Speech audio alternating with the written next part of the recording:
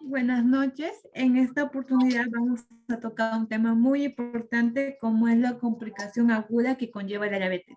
Las participantes de este podcast son Yasmín Mendoza, Clarisa Auré, Augusta Vázquez, Xiomara Moreno y quienes hablan, Jocelyn Paraquera.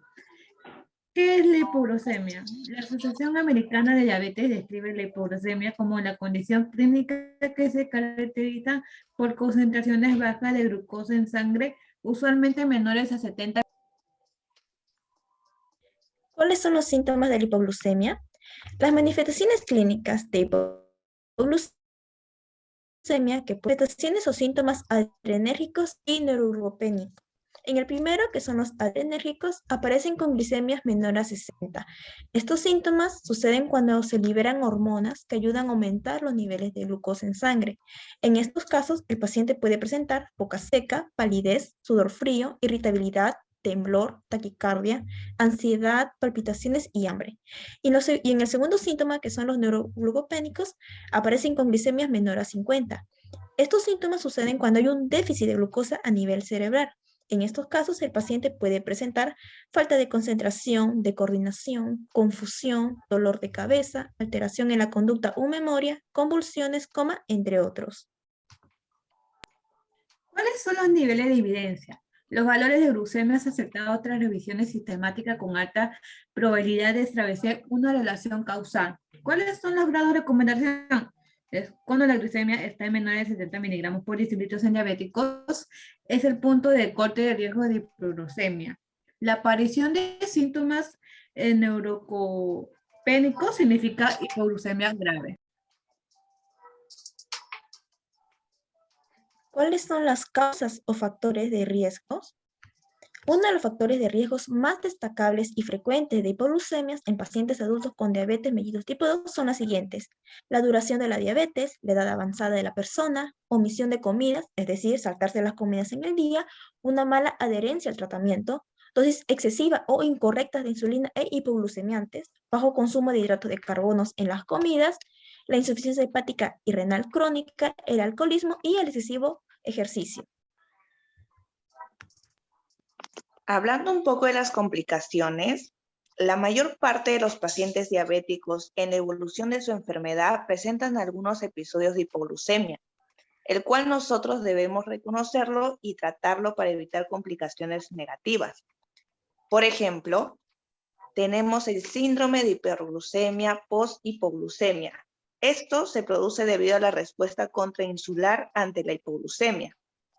Otra complicación son los accidentes cardiovasculares agudos como los infartos de miocardio, isquemia periférica o cerebrovascular. También tenemos la aparición de hemorragias retinianas en pacientes con retinopatía.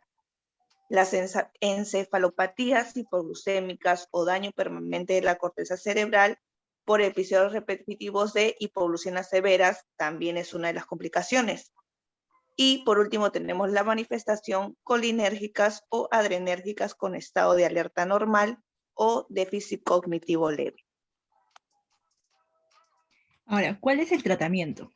Pues el tratamiento inicial de la hipoglucemia tiene como finalidad restablecer los niveles de glucosa en los parámetros normales, evitando así las recaídas e incluso llegar a la muerte.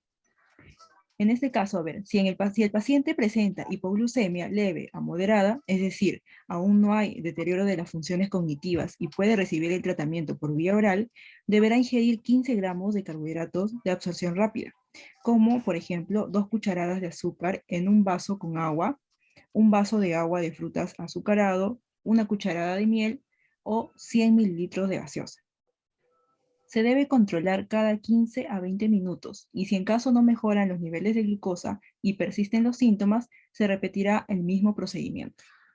Por otro lado también, si se trata de una hipoglucemia severa o grave, es decir, cuando ya el paciente presenta deterioro neurológico, requiriendo así el apoyo de terceros y por ende siendo incapaz de ingerir, se le deberá aplicar 1 miligramo de glucagón vía intramuscular o subcutánea.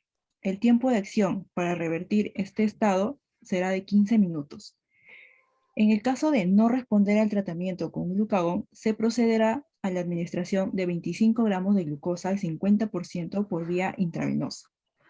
Cualquier tipo de hipoglucemia, que sea la que presente el paciente una vez normalizados los valores de glucosa y por consiguiente recupere la conciencia y capacidad de deglutir, deberá consumir carbohidratos de absorción lenta. Asimismo, se deben evaluar las causas para evitar su recaída. Para finalizar este podcast, quiero dar unas conclusiones finales respecto a estas complicaciones. Como bien sabemos, la hipoglucemia es el trastorno metabólico más frecuente. Por ende, bajo condiciones fisiológicas, la glucosa juega un papel fundamental en el suministro de energía del cerebro, por lo cual una caída en la disponibilidad de este elemento produce síntomas que representan una emergencia médica y que va a requerir terapia inmediata con miras a restablecer la glucosa plasmática a niveles normales.